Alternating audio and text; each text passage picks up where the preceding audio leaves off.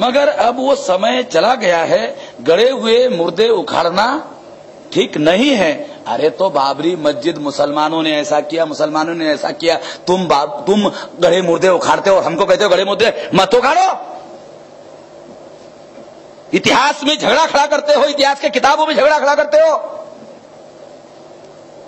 200 foot वहां अयोध्या में खोदा कि राम का कोई लकड़ी तो मिल जाए। 200 फुट खोदा, सारी लकड़ी भी नहीं मिली, इतना भी कुछ नहीं, एविडेंस नहीं मिला, क्योंकि राम नाम का कोई भी व्यक्ति इस धरती पर कभी भी पैदा नहीं हुआ।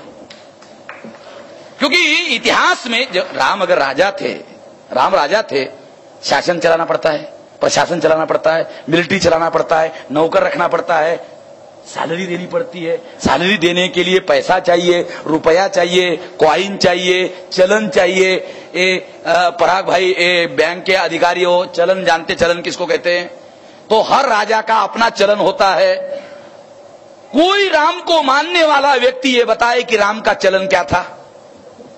हर एक का चलन मिल गया, राम का चलन अभी तक नहीं मिला।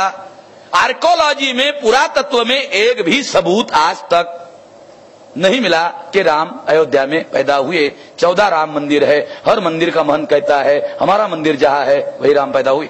अरे राम 14 थोड़ी है ना भाई, अरे एक ही है ना। नहीं तो वो हमारा मंदिर जहां है वही राम पैदा हुए। वो आरएसएस और विश्व हिंदू परिषद के लोग, उससे भी महान लोग, वो कहते हैं कि 14 मंदिर है, एक भी मंदिर में राम पैदा नहीं हुआ। वो बोलते राम मंदिर में पैदा हुए। और आरएसएस विश्व हिंदू परिषद के लोग कहते कि राम मंदिर में पैदा हुए ही नहीं, वो तो मस्जिद में पैदा हुए। वो महान लोग हैं। अभी क्या किया जाए? मेरा तो उनको ये कहना है, भाई राम की बदनामी करो मगर इतनी मत करो कि मुसलमान के घर पैदा हुए। बदनामी करो मगर इतनी तो बदनामी मत करो। तो मैं पहचान की बात आपको बता रहा था। तो जो लोग हमारा इतिहास और हमारी पहचान बदल रहे हैं, जो लोग हमारी पहचान बदल रहे हैं, हमारी पहचान कुछ और है, वो उस पहचान को खत्म करके दूसरी पहचान दे रहे हैं। उन्होंने सबसे पहले हमारे लोगों को दैत्य, दानव, असुर, दास, पहले ऋग्वेद में कहा, बाद में वर्ण व्यवस्था बनाई। वर्ण व्यवस्था जब बनाई, जब वर्ण व्यवस्था में 4 वर्ण बनाए तो हमारे लोगों को शूद्र घोषित किया। शूद्र ये पहचान भी ब्राह्मणों ने हमको दी।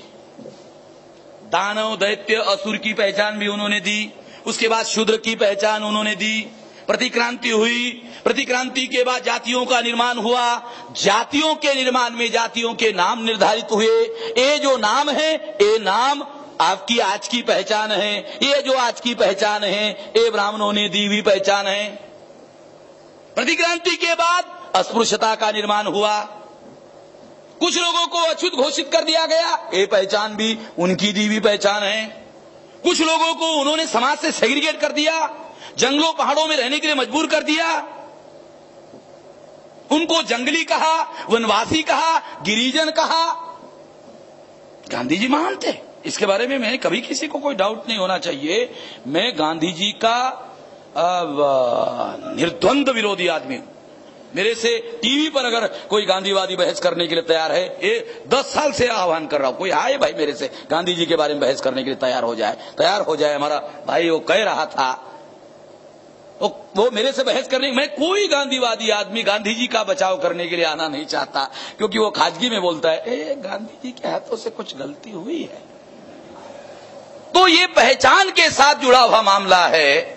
उन लोगों ने हम लोगों को पहचान दी, गिरिजन बोला, जंगली बोला, वनवासी बोला।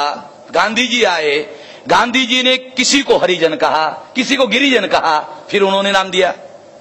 यानी हर इतिहास के हर पन्ने में आप देखेंगे, हर बार उन्होंने नाम परिवर्तन हमारा किया। और सिंपली हम लोग, उन्होंने कह दिया हमने मान लिया, उन्होंने कह दिया हमने मान लिया। अब गांधी जी ने हरिजन कहा, गिरिजन कहा, अब दूसरे लोग आए, वो बोलते नहीं तुम गिरिजन भी नहीं हो, तुम हरिजन भी नहीं हो, हिंदू हो। अब ये अभी साला दूसरा ही मामला आ रहा। 100 साल हो गए, ज्यादा पुरानी बात नहीं है। अब हमारे बस्तियों में आते कहते कहो, तो हमारे लोग बोलते क्या कहो? तो उनको तो साला कुछ मालूम है तो है नहीं है। तो बोले क्या कहो? तो कहते हिंदू कहो। तो हमारे लोग कैसे? गर्व से कहो।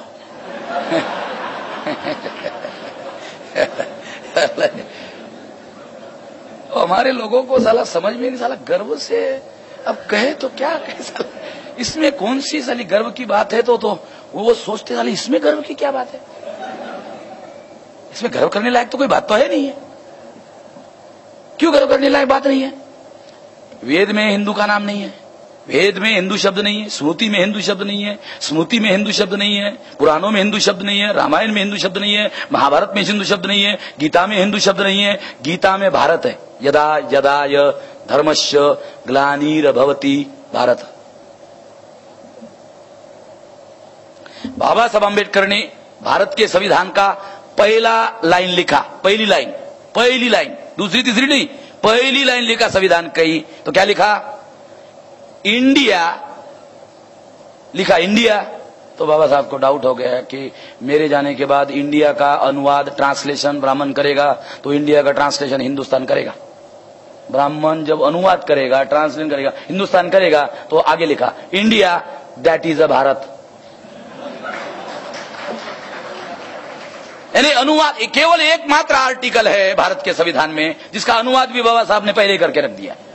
झंझट ही नहीं, साला अनुवाद करेगा, बदमाशी करेगा, अनुवाद में हिंदुस्तान लिख देगा। हिंदुस्तान नहीं लिखना चाहिए, India that is a Bharat, केवल एकमात्र आर्टिकल। हमको चीजें समझना होगा कि ये जो साली ये लेखनी है ना, ये बहुत चमत्कार करती है।